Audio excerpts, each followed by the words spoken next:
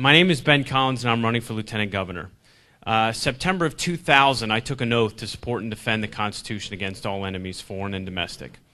And that was peacetime, obviously. That was September 11th of 2000. So when I got in, myself and a lot of the younger officers in the Army, we would go to the VFW halls. We'd go to the American Legion halls.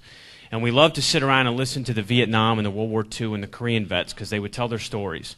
And we would sit around and listen to these guys, and to me, I would hear stories of glory and bravery and honor. And at the time, to me, that's exactly what I thought. I said, you know what, one day I hope that I can fulfill that oath and I can go overseas and I can have my own stories when I come home. So like I said, I was pretty young.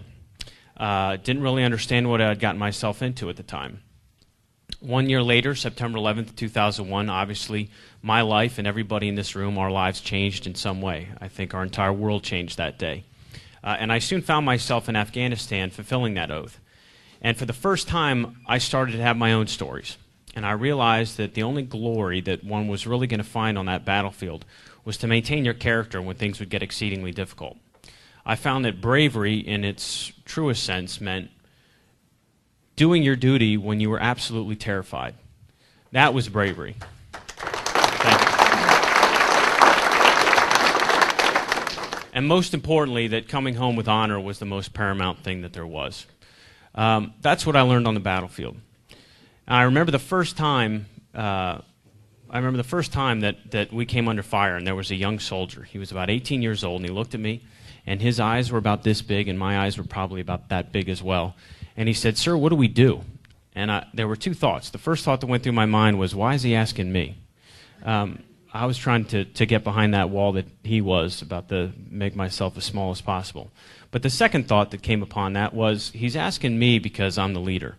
And I learned there that day, and I can remember to the day, I remember that day I figured out that leadership in its truest sense, at the beginning and the end of the day, is all about responsibility. Leaders are responsible for their people. Whether it's a company CEO, you're responsible for your employees and your shareholders. If you're an officer in the United States Army or the military, you're responsible for your soldiers, Marines, or airmen.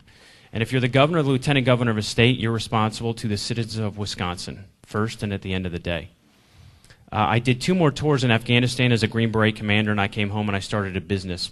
And we have developed technology, software, and some weapons accessories that our soldiers needed on the battlefield that we decided to provide for them. And for the first time, I was able to look around and say, you know what, here's a state and here's a country, and here are the freedoms that we have fought for so long. And we have individuals in Madison and Washington, D.C. that are throwing away the individual freedoms that we have sacrificed for a very, very long time. And I honestly have come to believe that the greatest threat that we face as Americans was not on that snow-covered mountain that I spent way too much time on in Afghanistan, but is actually right here at home. The greatest threat we face to our individual freedoms is in Madison, and it is in Washington, D.C.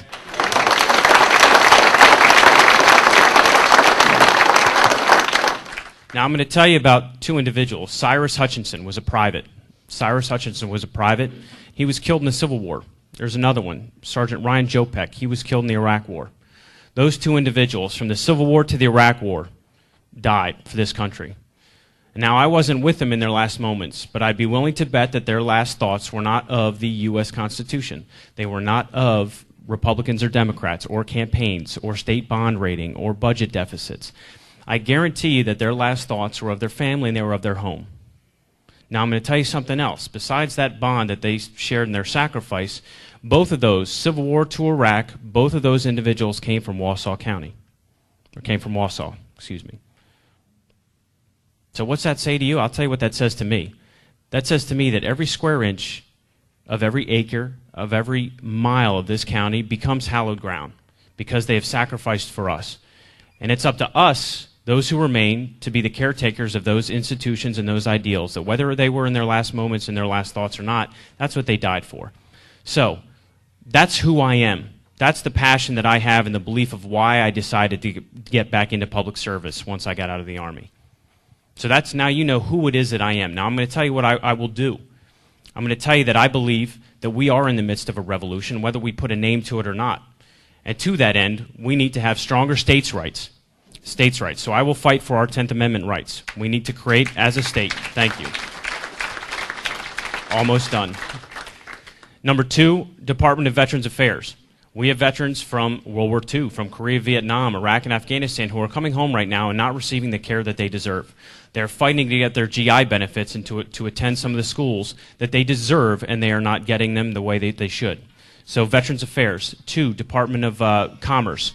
We've had 4 different leaders in 6 years. We run about 26 different programs. The bottom line is we have no vision in that entity. The last one right now is we have the Department of Emergency Management. The Department of Emergency Management right now, in my belief, is not prepared overly for us in the event of a terrorist attack. I don't believe that, because I would ask the question, if there was one that happened 15 miles from now, does anybody in this room know what to do? Now, that's not to scare anybody, but that's to make us all aware of the fact that we need to know what to do in case of. And so I want to make sure that we're prepared. And every day that we have that there's not an event that we have to prepare is a gift, and we need to use that. So those are the things that I will do, and you understand now, I hope a little bit more about me to understand who I am, that I will fight to get that done. At the end of the day, I will be a lieutenant governor. I will bring an individual and a leader to Madison to assist the governor who understands that our duty is to the people. End of the story. So thank you very much. I came a little bit late. I passed out some of the papers, but I will have some in the back. My name is Ben Collins, and thank you, and God bless you.